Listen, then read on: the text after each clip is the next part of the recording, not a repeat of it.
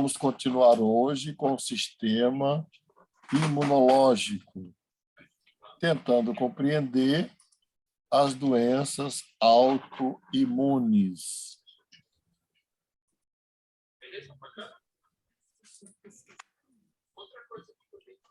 Eu estou precisando aumentar esse negócio aqui, essa tela aqui.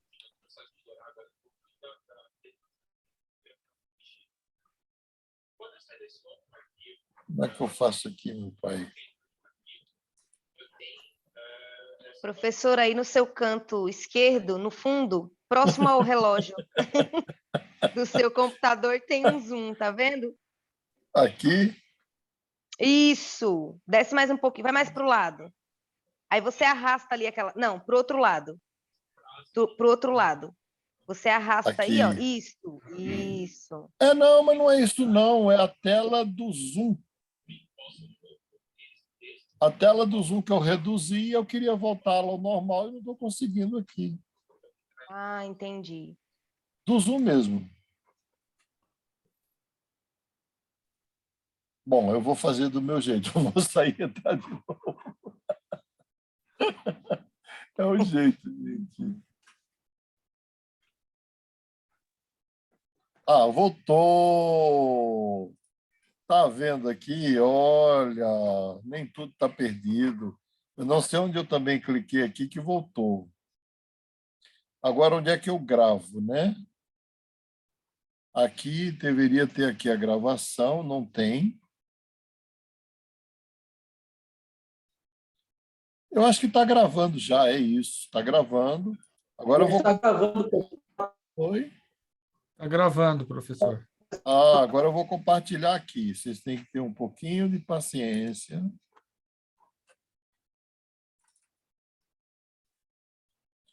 Isso.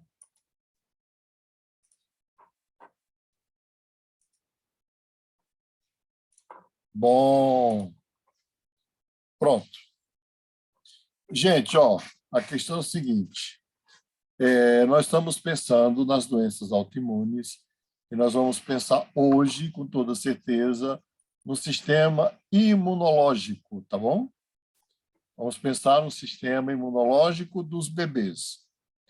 Na verdade, todos nós nascemos com uma quantidade de vitalidade necessária para enfrentar a vida toda. Enfrentar doenças, vírus, bactérias. Professor, está sem áudio. Só está para mim sem áudio? Ah, está sem áudio? Agora voltou. Agora voltou. Voltou? Voltou. Tá Voltou. sem... Voltou. Conexão mesmo está estável. Estão ouvindo bem, né? Então, voltando. Nós vamos estudar, vamos compreender as doenças autoimunes a partir do funcionamento do sistema imunológico, e nós vamos retroceder ao sistema imunológico dos recém-nascidos, dos bebês. Então, a primeira coisa que a gente vai pensar aqui é, embora nem a gente acredite nisso, mas nós nascemos, hoje se chama vitalidade, né?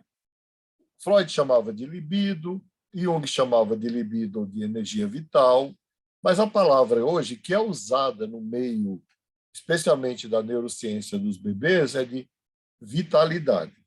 Nós nascemos com uma quantidade de energia, de vitalidade, que é uma energia especial, porque é da vida, que ela é capaz de fazer com que nós atravessemos todas as circunstâncias da vida, todas as invasões, as intempéries, inclusive vírus, bactérias e doenças, todas as doenças.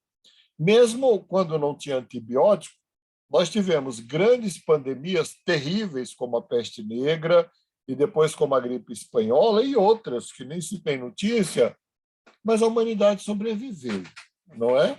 Nós chegamos até aqui graças exatamente a essa vitalidade. Só que alguns têm mais, outros têm menos. Tirando os fatores que nós consideramos, por exemplo, como doenças adquiridas, acidentes, ou mesmo as próprias condições de vida, por exemplo, uma cidade como São Paulo, México, Tóquio e Nova York, nós não podemos considerar que essas condições de vida que nós temos nessa cidade são ideais. Por quê? Porque nós temos, inclusive nessas cidades, uma quantidade imensa de metais pesados na atmosfera, não é? Aqui em São Paulo, as primeiras chuvas são danosas para as plantas, porque são chuvas ácidas. As minhas plantas, elas progridem porque elas estão aqui no que seria uma varanda gourmet, mas eu já experimentei colocar plantas para pegar chuva e algumas pegam a chuva e morrem, elas não sobrevivem. Mas tirando esses fatores aí externos, não é? Os fatores ambientais e alguma doença adquirida, mas o nosso sistema imunológico, ele é absolutamente eficaz para nos manter vivos ao longo de toda a nossa vida, enfrentar todas as doenças, todas as dificuldades. Só que alguns têm mais do que outros.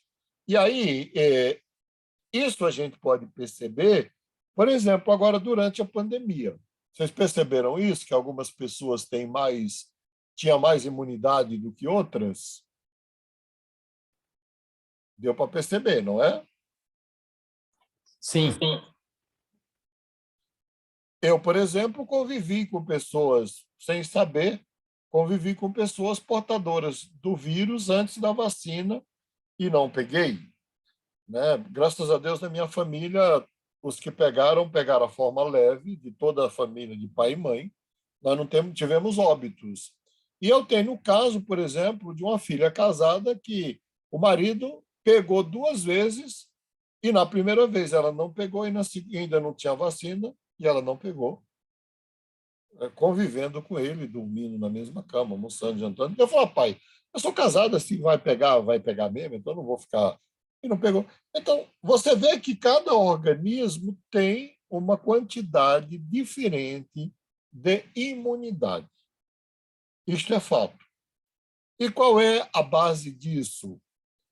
Primeira base, com toda certeza, é a base genética. Os mestiços, essa palavra mestiço não é uma palavra politicamente correta, os miscigenados, não é? Também dá no mesmo, né? Eu prefiro dizer que eu sou mestiço, não me faz um bem mesmo, eu sou mestiço mesmo. Sou filho de uma misturada de gente, aqui corre sangue de negro, de branco, de índio, de todo mundo. Eles são, do ponto de vista genético, eles são mais fortes, inclusive do ponto de vista imunológico. É por isso que se criou umas fantasias que brasileiro não morreria de vírus, não pegaria vírus. E, infelizmente, as pessoas acreditaram nisso.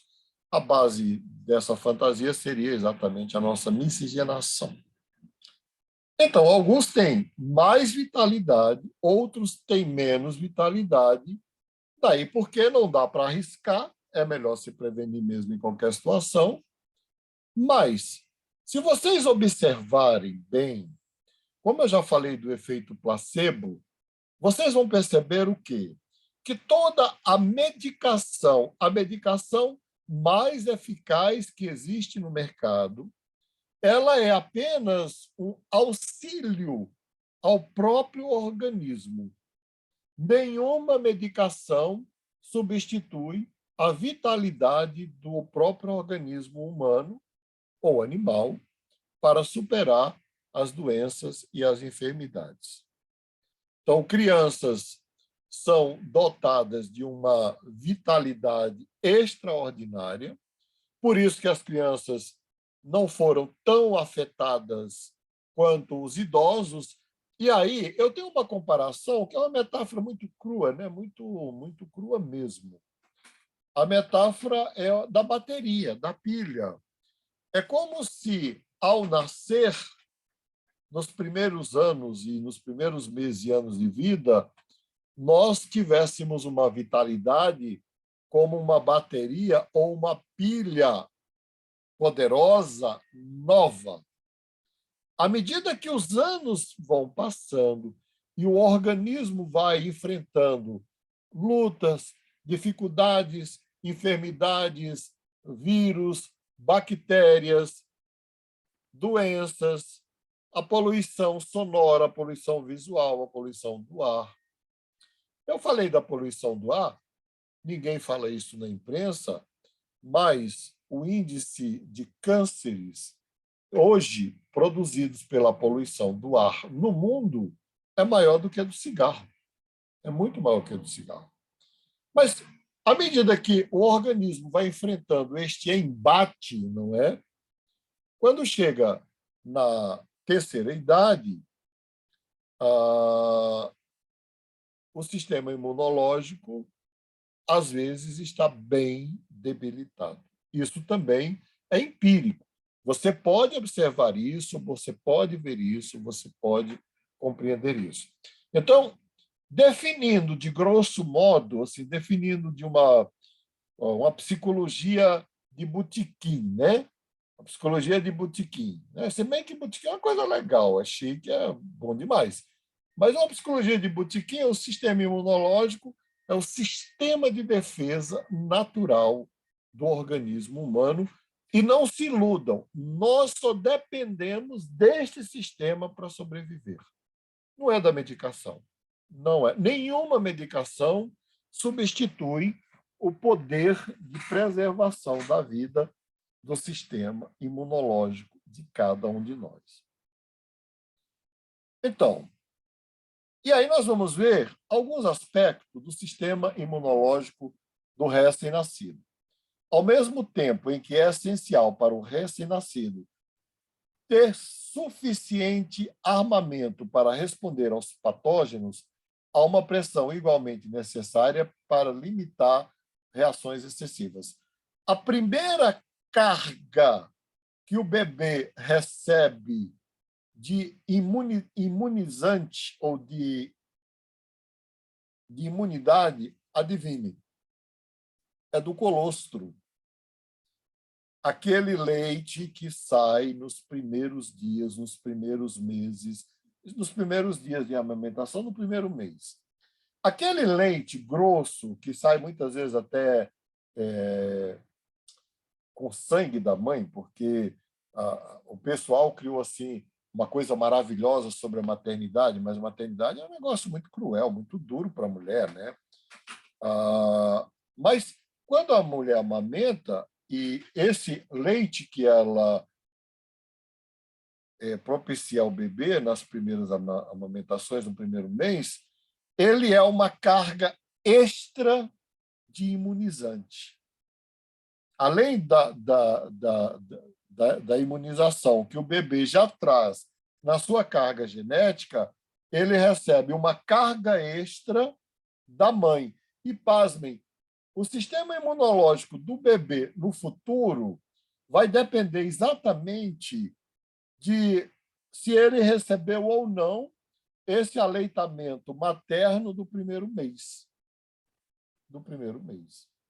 É tanto que não é pelo o tanto de anos que o bebê se alimentou, porque ele vai receber essa carga de imunidade somente naquele tipo de leite que é portador do colostro, que é também um anti-inflamatório poderoso, um antibiótico poderoso e um imunizante poderoso. É como se fosse uma vacina. E aí, ali, naquele leite, vai ter não só a carga genética da mãe, mas toda a história do corpo da mãe com as doenças que a mãe enfrentou e sobreviveu. Porque você sabe que cada vez que a gente enfrenta uma doença e sobrevive, nosso organismo se fortalece. E isso fica registrado em nós. Tanto que em nós tem N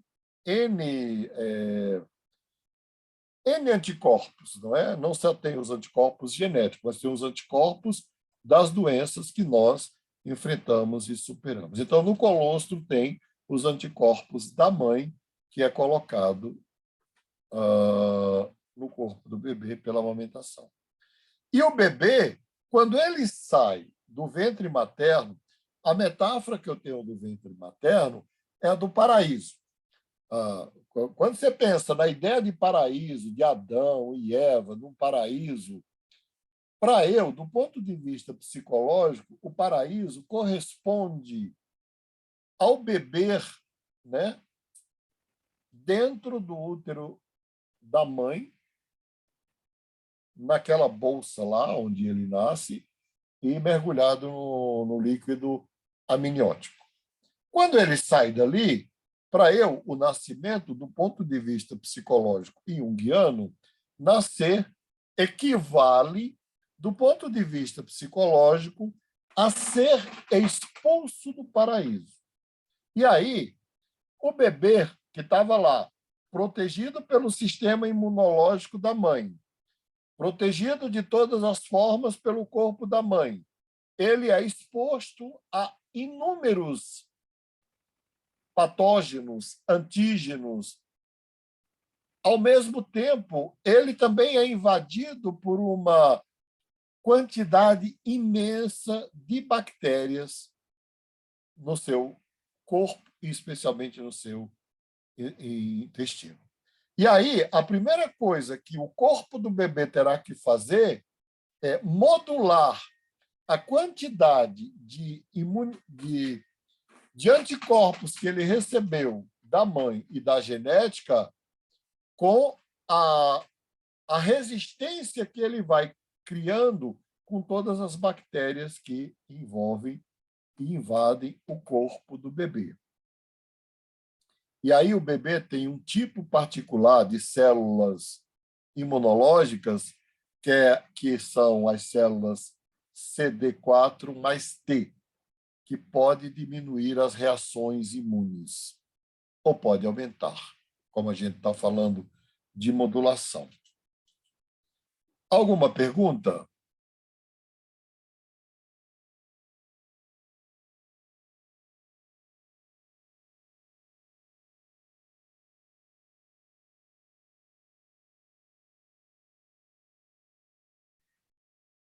Nenhuma pergunta. Então, experimentos a respeito de como perturbações pré-natais podem afetar a resposta do bebê ao mundo em função de uma mudança de atividade dessas células suppressoras vêm sendo feitas desde 1996, especialmente com macacos rhesus, que são os que têm o mapeamento genético mais próximo dos humanos. Então, vamos lá, vamos ver alguns resultados de experimentos com bebês macacos. Gravidez sem perturbação de macacos rhesus. Gravidez com injeções diárias de hormônios adrenocortitrófico que estressa a mãe, aumentando o seu nível de cortisol, embora não ultrapasse a placenta. Então, você tem mães que que não sofrem nenhum tipo de agressão, mas você tem mães que sofrem uma agressão que faz com que aumente o nível do cortisol semelhante ao estresse. Os bebês cujas mães receberam as injeções tinham significativamente menos inibição celular aos 15 dias. Além disso, igual aos outros bebês, tiveram declínio na inibição típico da idade aos 2 meses. Então, veja bem, bebês filhos de mães estressadas, né? Bebês filhos de mães estressadas tendem a ter, vamos dizer assim, pequenas falhas no sistema imunológico. Veja como isso é importante, que aí é para a gente trazer para o campo de vista da psicologia. Você imagina um bebê que nasce de uma mãe que é estressada pelo marido, não é? Às vezes até abusada psicologicamente, espancada, não é? Esse bebê ele pode já nascer com dificuldades no sistema imunossupressor. Então, os bebês cujas mães receberam os os hormônios que aumentam o nível de estresse e do cortisol, os adrenocortitróficos, o ACTH, tinha menor atividade supressora, isto é, menor atividade imunossupressora, menor atividade no sistema imunológico.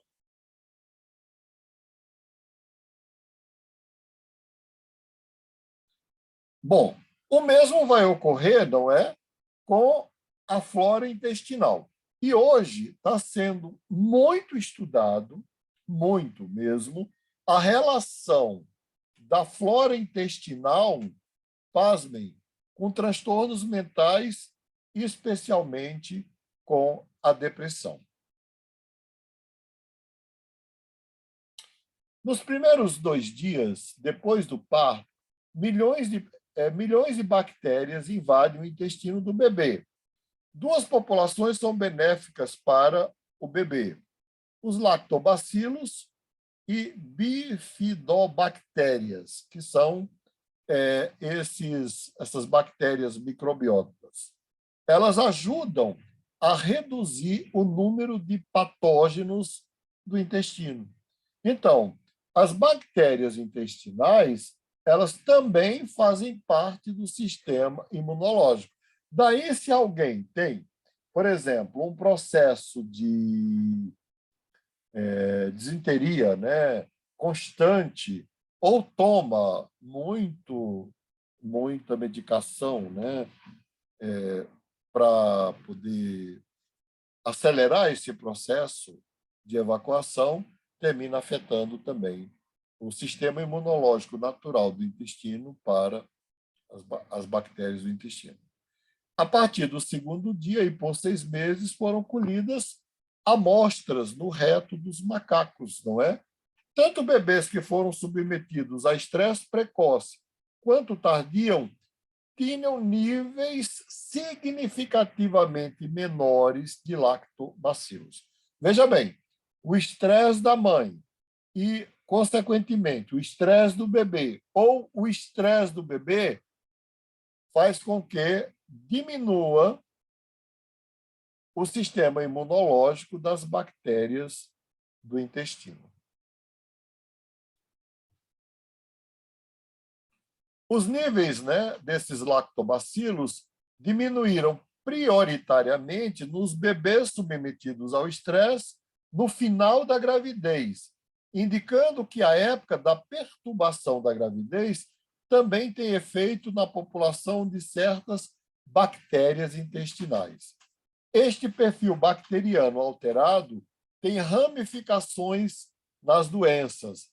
A presença de Shigella, que causa diarreia, foi constatada nessas crianças, 43% no estresse precoce e 38% no tardio. Conclusão. O Professor, estresse... Fala. desculpa, uma dúvida. Só diarreia ou prisão de ventre também? Também. Tá. Conclusão. O estresse materno afeta o modo... Na verdade, eu estou falando essas palavras difíceis aí, tal, mas você tem que guardar a conclusão. Eu vou pedir depois para postarem os slides, né, lá na plataforma. O estresse materno afeta o modo como o bebê vai interagir com as bactérias presentes no meio ambiente.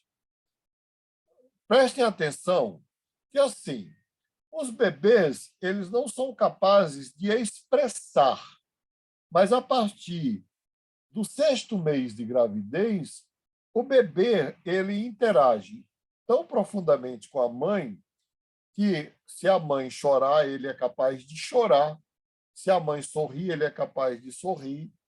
E eu vivi uma experiência maravilhosa com um dos meus bebês, que foi o primeiro que nasceu, que eu interagi com ele desde o 6º mês de gravidez até o nascimento, e, literalmente, o bebê era como se ele brincasse comigo no ventre materno.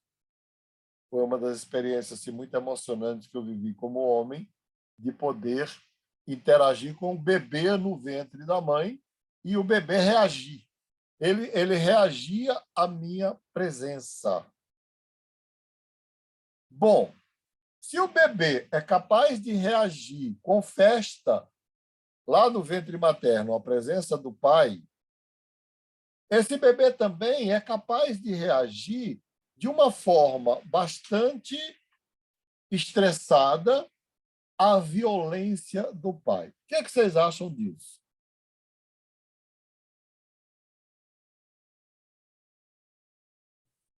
Boa noite, mestre. Boa noite. Eu vejo assim como um círculo vicioso, né? Geracional, né? Muito Boa triste noite, isso. Alex. Muito triste. Você tem populações em estado de risco, né? Comunidades pobres, tal, onde há um estresse, há uma violência na mãe, aí os filhos já crescem marcados, né, fisiologicamente por isso e desenvolvem já comportamentos violentos também, enfim, é algo a ser pensado Sim, por vista além, pública. e aí, Alex, além do que eu queria marcar, não é? Para vocês guardarem, que além de sequelas psíquicas, que com certeza poderá ocorrerem, mas também tem as sequelas do sistema imunológico daquele bebê, que vai ter menos resistência para infecção, para inflamação, para vírus, para bactérias. Daí, o índice de mortalidade infantil em mulheres em situação de vulnerabilidade e risco é imenso em todas as populações do mundo. E, geralmente, a gente associa o estresse, como eu estou fazendo aqui, ao nível de vulnerabilidade e risco. Não, mas tem mulheres de classe média alta que são submetidas a um estresse violento, seja pelas condições de trabalho, ou seja pela própria convivência com abusadores, cujos bebês terão os mesmos problemas de mulheres em situação de risco, porque essas mulheres, embora tenham dinheiro, também estão em situação de risco. Então, Posso compartilhar uma coisa? pode, Rafaela. Uma vez eu estava num... Vou ter que ligar a câmera. Uma vez eu estava num retiro espiritual e naquele momento, em algum momento, eu senti como se eu estivesse presente na barriga da minha mãe. E ela sofria muito pela ausência do meu pai, né? Meu pai não chegava a agredir ela, mas ele era mais ausente. E eu chorava junto com ela. Muito curioso isso, porque é uma dor que às vezes eu sinto de uma forma muito menor hoje, mas é uma dor que ficou durante muito tempo na minha vida. Uma dor de rejeição muito, muito forte, assim. Sim?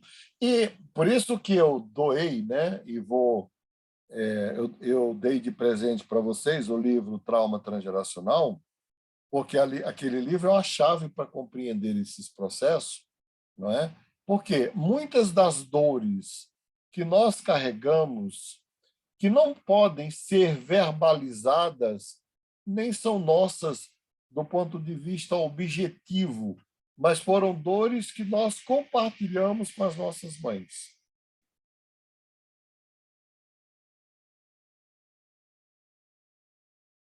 Faz sentido?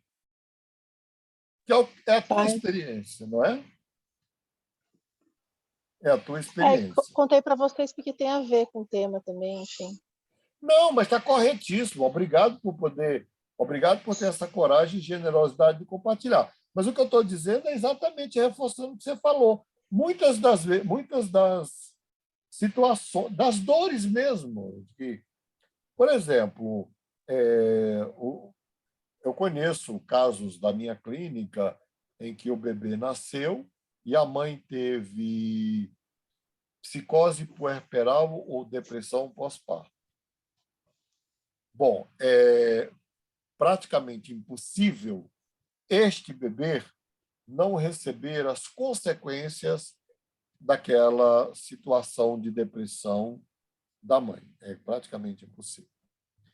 E é bom pensar nisso, porque isso nos leva não só a ter uma atitude preventiva diante da vida e também da própria mulher, não é? Mas também na nossa investigação clínica,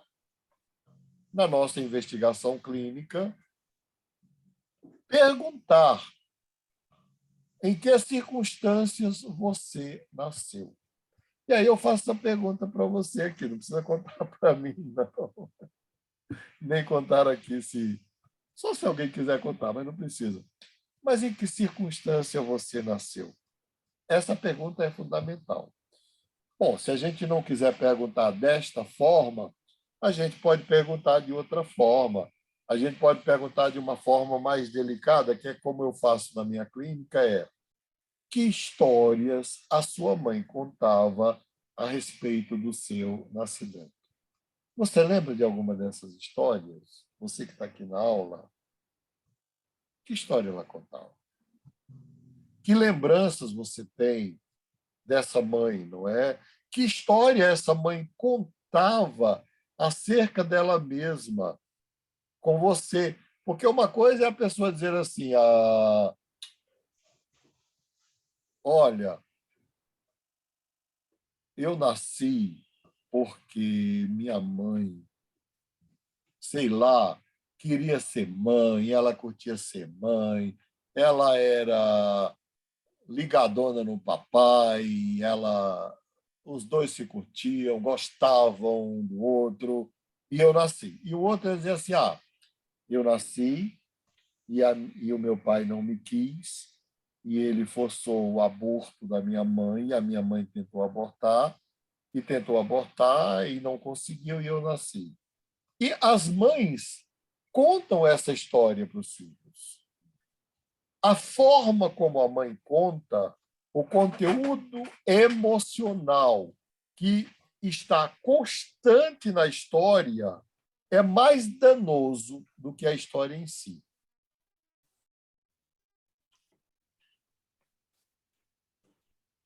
Másculi, eu não entendi isso, Másculi. Oi? Eu não entendi. Vamos lá. O que retraumatiza não é a história em si, é o conteúdo emocional que a mãe carrega e que ela transmite na história.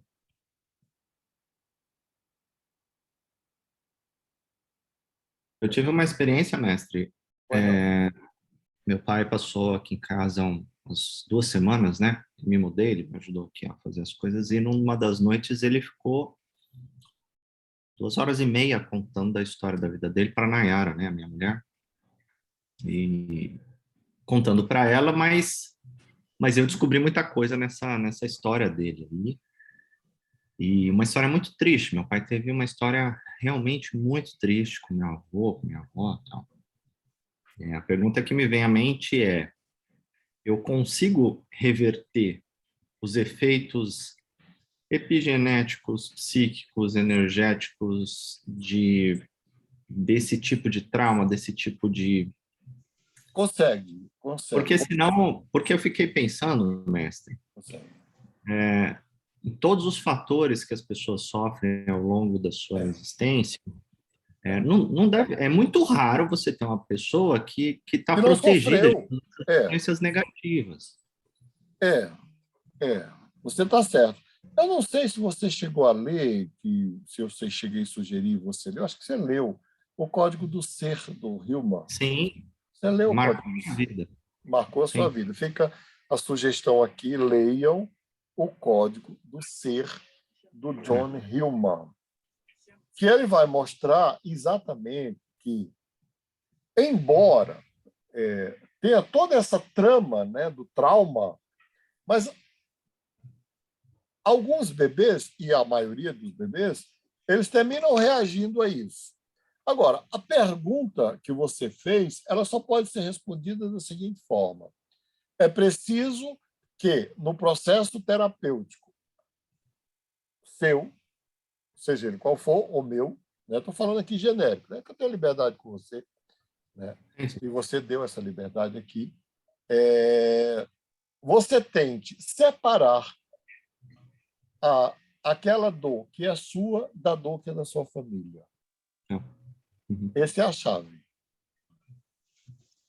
Porque se Porque, você se deixa levar por esses sentimentos dessa história, você é puxado pelo ralo, né? Você vai não, aí embora. É muito você forte, né? No meu caso, foi muito forte aquele... é, Eu, é, como filho, ouvi o meu é. pai contar uma história triste do avô dele, do pai dele.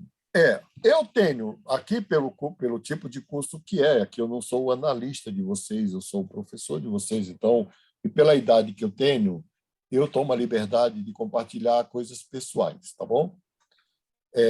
Vou compartilhar uma e para vocês verem o impacto que a transgeracionalidade tem não só da mãe, mas do pai, né? Meu pai, ele sofreu um atentado com 31 anos de idade, um atentado violento, é um atentado mesmo, que foi por razões ligadas à política do Nordeste. Ele era filho de um dono de engenho, que é o meu avô, e ele veio a morrer dormindo 7 meses depois. Meu pai era um músico, uma pessoa extremamente sensível, extremamente inteligente, e no atentado ele perdeu parte da massa cefálica. Ele sobreviveu, mas sobreviveu dentro de um surto esquizofrênico. Ele viveu só 7 meses. Meu pai morreu dormindo. Dormindo. Quando eu fazia análise, no meu processo de análise, meu pai morreu, tinha 31 anos. Era muito jovem. E eu já estava com mais de 40 anos. E eu tinha uma culpa muito grande por ter sobrevivido. Olha só, eu já tinha vivido mais que meu pai, quase 2 terços, 1 terço a mais da vida dele.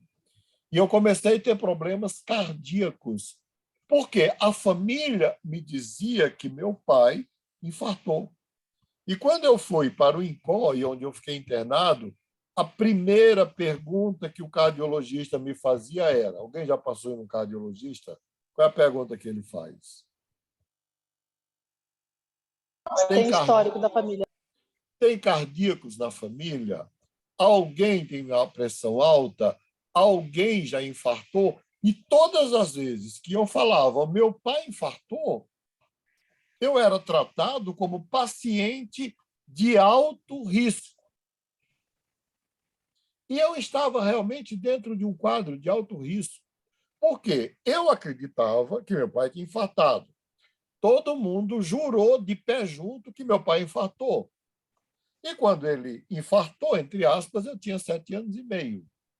Então, para eu, infartar era uma expectativa e, do ponto de vista psicológico, até um desejo, porque assim eu me encontraria com ele e me igualaria a ele. Bom, no meio desse processo, aí eu conto o ritual da morte do meu pai para minha analista. Eu falo, no dia que ele morreu, foi como se tivesse se celebrado na minha casa uma festa. Naquele dia ele estava tranquilo, naquele dia ele estava feliz, naquele dia a minha mãe fez a melhor comida para ele, e naquele dia ele foi dormir no jardim de inverno da casa e ele amanheceu morto, e quem encontrou o pai morto fui eu. Aí a minha analista falou assim: ele não infartou. Foi como não? Você está falando de um ritual de despedida, isso não é infarto. Não tem esses acasos, não é? Faz-se uma celebração para alguém infartar? Não infarta. Vai investigar o que aconteceu. Aí eu comecei a investigar, bati com o tabu da família. Isso foi em 2009. Eu estava vivendo na expectativa de infartar.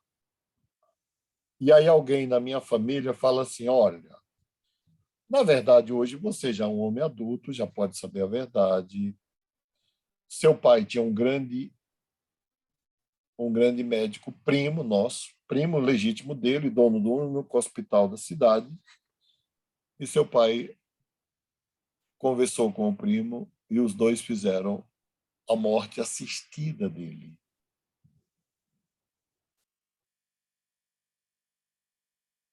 Você sabe o que aconteceu com o meu sistema cardiovascular? Estabilizou. Eu nunca mais tive picos nem crises de pressão altas ou baixas. Se eu não tivesse recebido esta informação, possivelmente eu teria infartado. Então, o impacto que a gente tem do sofrimento parental, ele pode ter consequências desde o ventre materno. Desde o ventre materno. Hoje tem livros e livros, que aí vocês podem procurar na Amazon, na estante virtual, no Google, em PDF tem também, sobre a vida intrauterina. São livros de psicologia, que falam, inclusive, de todo o processo de desenvolvimento do bebê dentro da vida intrauterina. Alguma pergunta? Vocês querem fazer algum comentário, alguma pergunta?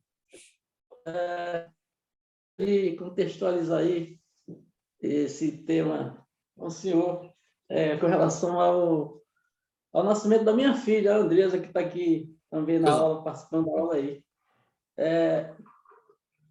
No ano de 96, o ano que ela nasceu, eu tinha feito um curso pré-natal, né, para prepará-la para esse nascimento. A mãe estava grávida e fui recomendado, através desse curso, a colocar, criar um ambiente mais favorável possível. E eu ouvi muita música clássica, né? Então, todo dia criava esse ambiente harmonioso justamente para essa harmonização dela ainda lá no útero materno. No dia do nascimento dela, nós fomos caminhando para a maternidade, para o hospital, aqui em Manaus mesmo, e foi a noite de lua, tal. Chegamos lá, o bebê estava prestes a nascer à noite. O médico falou, olha, já está quase nascendo. Aí nós fomos para o hospital, na ambulância, tal. Quando chegou lá, eu vim embora, era uma terça-feira, foi uma terça-feira que ela nasceu, 2h50 da manhã. Aí no outro dia,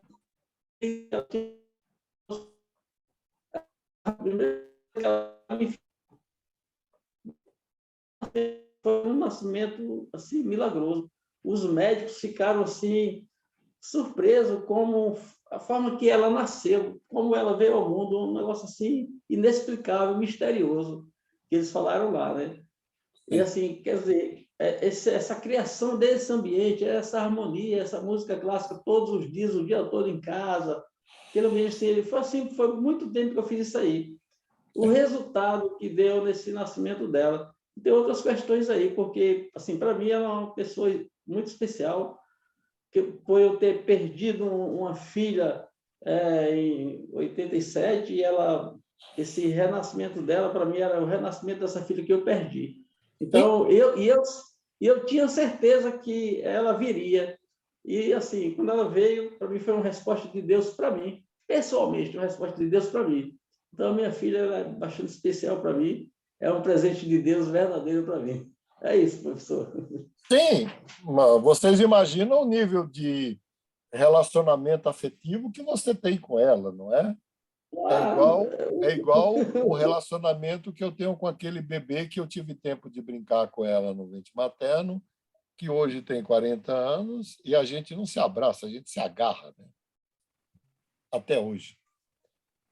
Por quê?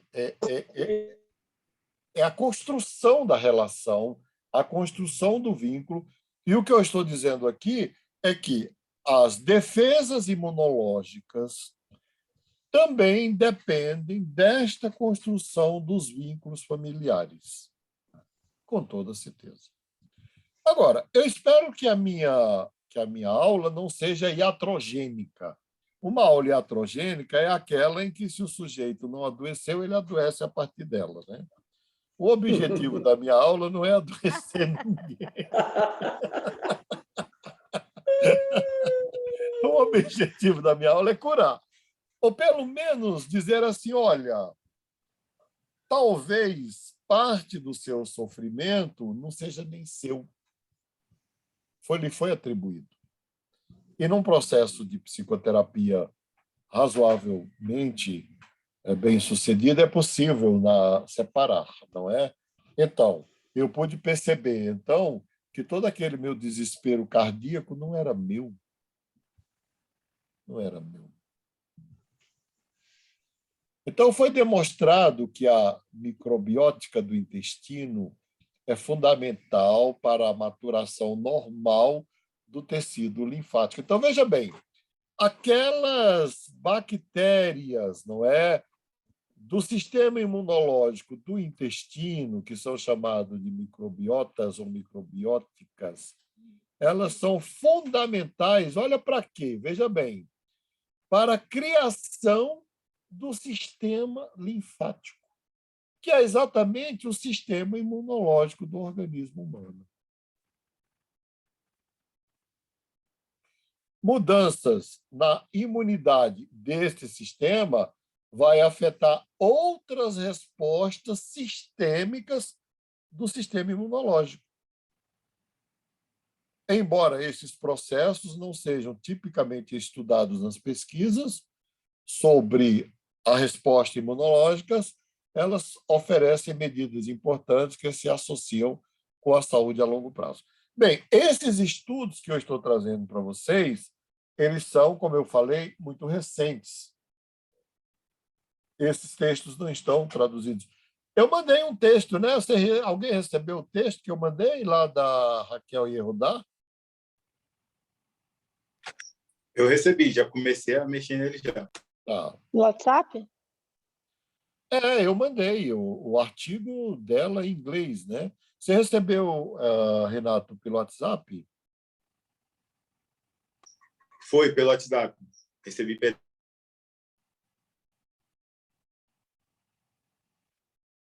Eu não recebi, não, professor. Eu não recebi também. É aquele que a gente vai traduzir? Eu vou pedir para postar no grupo, tá bom? Talvez esteja lá. Não sei se o Renato recebeu diretamente, mas eu vou pedir para postar no grupo. Não, eu recebi diretamente do seu e-mail, pelo WhatsApp. Recebi o PDF. Então a falha foi minha. A falha foi minha. Eu vou distribuir para vocês.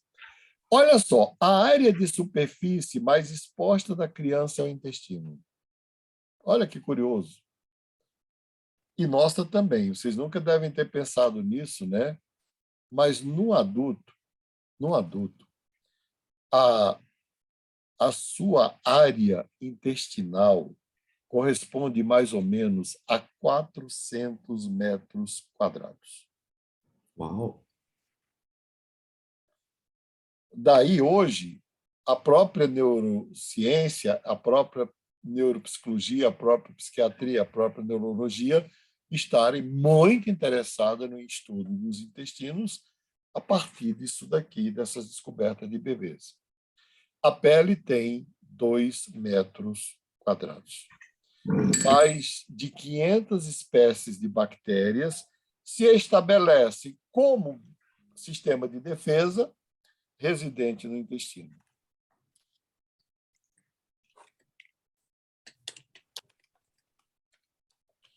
Ainda não conseguimos determinar exatamente que fatores determinam as alterações de longo prazo da microbiota.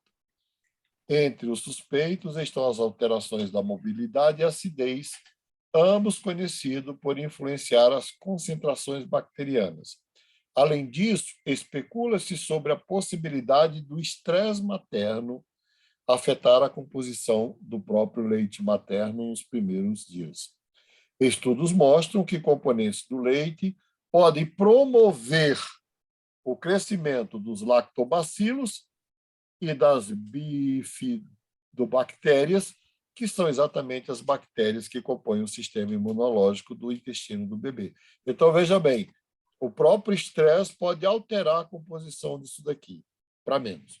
O leite materno é ainda a fonte primária da enzima SLGA, que ajuda a proteger a superfície epitelial do trato gastrointestinal.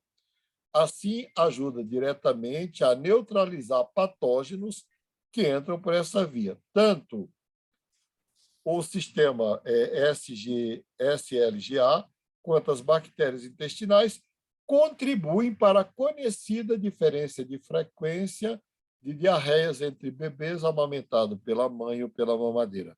Bebês amamentados pela mãe têm menos diarreia do que bebês amamentados pela mamadeira. Máspoli, Oi? uma pergunta aqui, talvez até um tanto ingênua, mas esse comércio de bebidas com lactobacilo vivo, isso aí realmente funciona? Ou Ajuda. ajuda? Ajuda. Especialmente o 40, né? O Yakult 40. Né? Que é um pouquinho mais caro, mas ele realmente... os médicos que fazem medicina ortomolecular, quando atendem um alérgico, eles passam como parte da dieta o Yakult 40, porque a concentração de lactobacilos é muito maior. Hoje tem isso, porque você sabe que o capitalismo explora todas as descobertas científicas. Hoje tem isso à venda em farmácias e todo tipo de lactobacilos, mas eu acho que, se for tomar, é preferível tomar o Yakult, porque não é sintético. Mas todo mundo pode tomar Yakult tranquilamente? Pode, não tem contraindicação. Tá. Mas esses de farmácias, eu acho que não deve, porque eles prometem resolver todos os seus problemas, mas eles são sintéticos, não é? Amanhã Que todo nem as mundo vitaminas, né? cartela de Yakult. Ah, sim, tem que incorporar o Yakult na dieta. Aqui quem toma muito é a Marta. E, por sinal, ela é muito generosa, assiste minhas aulas há 40 anos, não sei como é que ela aguenta. Ela fica escondidinha, ela falou. Ela não gostou da brincadeira. E aí, gente, perguntas. Eu gosto das perguntas porque elas esclarecem, ou então comentários, casos, porque elas aprofundam. A gente aprende mais com as perguntas e os casos do que propriamente com o texto em si, que é muito técnico. 10ª pergunta, tem algum efeito psicossomático relacionado com a respiração, ou seja, o fato do pulmão não respirar direito, respirar insuficientemente, apneia do sono, tem algo que você já estudou a respeito? Já. Como eu fiz 8 semestres de psicossomática, Alex, eu estudei o sono, estudei inclusive a lágrima, pasmem, o efeito terapêutico da lágrima, né?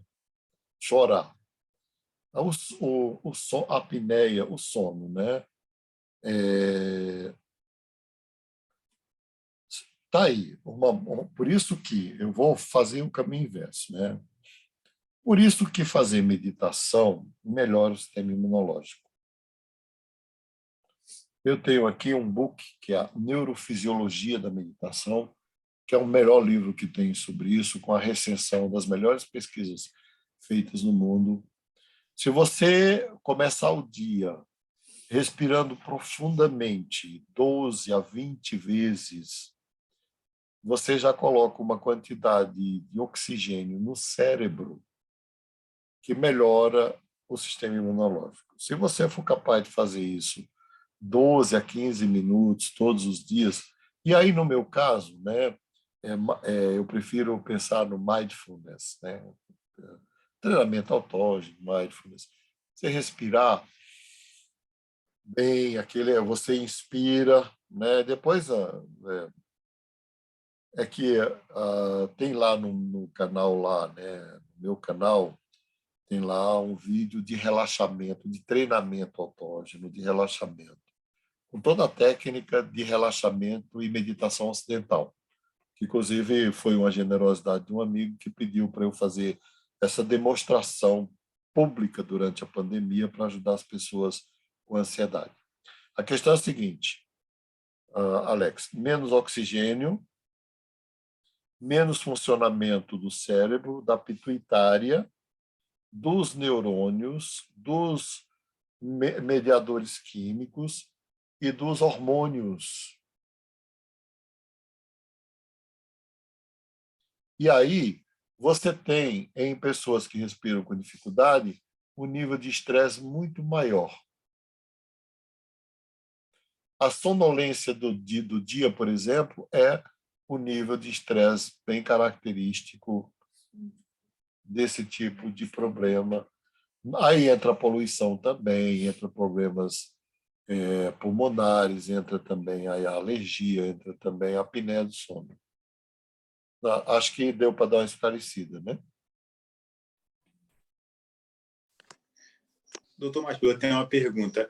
Até em relação ao livro, eu comecei a pegar a primeira parte, o livro não, o artigo lá, que eles fazem um estudo dessa questão dos filhos, né? Do que passa dos pais para os filhos. Existe a possibilidade dos filhos passarem ileso na percepção daquilo que eles têm, ou a questão subconsciente, em algum momento, até usando o exemplo que o senhor citou aqui, ele vai manifestar essa questão Não, existe, e eu citei a obra, que é o Código do Ser, do John Hillman.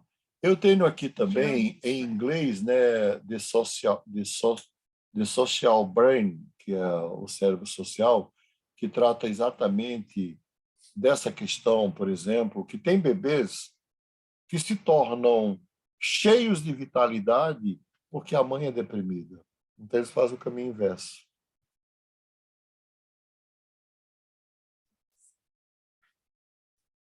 Mas isso aí é bem assim, como é que eu vou dizer?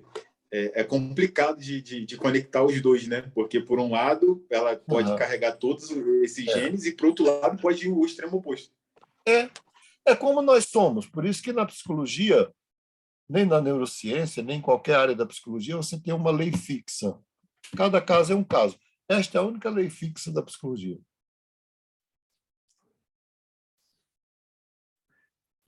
Mais alguma questão?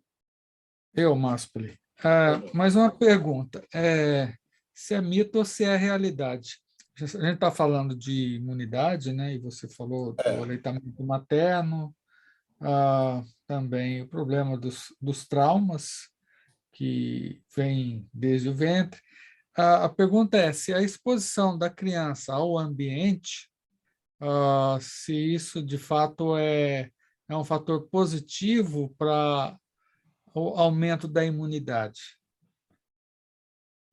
É positivo. É positivo. É extremamente positivo. Crianças que são muito protegidas pelas mães tendem a ser mais doentes do que crianças que se arrastam pelo chão, comem terra, essas coisas aí que é próprio de criança. Eu tenho uma experiência e algo que eu li, né? Também. O que eu li é sobre o Joseph Pilates, né? Ele era contrário ao uso de muita roupa, porque ele dizia que era extremamente benéfico para a pessoa a exposição ao clima, né? Inclusive ao frio. Inclusive, ele usava uma sunga em Nova York e as pessoas estranhavam aquela atitude dele. Era um esquisitão, mas ele gozava de muita saúde, além da prática que ele desenvolveu, né? E uma experiência que, na minha infância, um pai de um amigo, um pediatra, o Dr. Antônio Falks, ele levava a gente para o sítio e ele tinha lá um tanque, não é, que ele mesmo fez ali no sítio, e os animais bebiam água, o gado, né? Então tinha sujeira de gado, girino, essas coisas todas, e ele colocava a gente para nadar lá no meio do tanque. Uma coisa que eu percebi que dificilmente eu pego uma gripe, eu tenho uma boa imunidade. E eu acho que por conta disso também. Sim. A questão é dosar isso, né? É que, por exemplo, quando você fala de questões ligadas à natureza, né? A natureza, as contaminações da natureza, elas são bioidênticas às contaminações do próprio corpo, né? Aí o problema é que, por exemplo, numa cidade como São Paulo, né, ou essas que eu citei, cidades grandes, o contato, às vezes, não é com elementos bioidênticos degradados da natureza, é com química mesmo, né?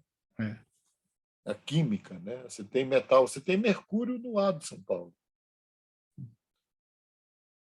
Bom, gente, chegamos aí ao final da aula. Se tiver mais alguma pergunta, mais algum comentário, vamos fazer, não é? Para a gente Só tem encerrar. uma dúvida. Quando o senhor falou de separar o que é nosso e o que é da nossa família, claro, a gente racionalmente tenta separar, né? Mas, assim, tem alguma...